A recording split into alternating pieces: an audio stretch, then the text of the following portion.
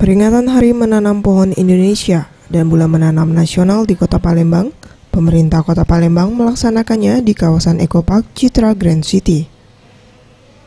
Kegiatan yang dihadiri Wakil Wali Kota Palembang Fitrianti Agustinda, Asisten 3 Kesejahteraan Rakyat Provinsi Sumatera Selatan Ahmad Najib, dan perwakilan kelompok tani, pecinta dan peduli lingkungan Kota Palembang.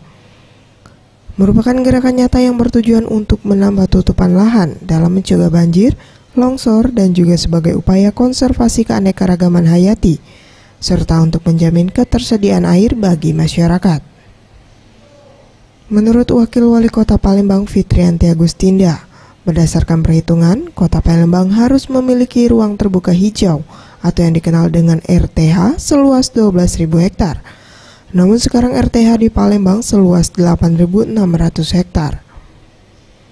Untuk mencapai target ruang terbuka hijau tersebut, Pemkot Palembang telah menyebarkan bibit dan pohon penghijau sebanyak 5.326 pohon, yang penanamannya dilakukan oleh instansi dan masyarakat. Penanaman 1.000 batang pohon juga dilakukan di sepanjang Jalan Alam Syah Ratu Prawira Negara hingga Jalan Soekarno-Hatta Palembang.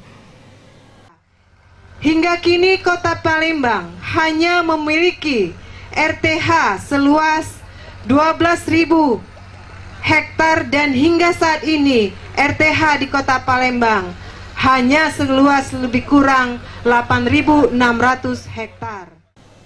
Ia menambahkan, sejak digulirkannya gerakan penanaman pohon pada tahun 2012, saat ini ada 25.128 pohon di wilayah Kota Palembang. Jenis tanaman dipilih yang multiguna dan jenis tanaman yang memiliki nilai jual kayu, di antaranya mahoni, ketapang kencana, tembesu, trambesi.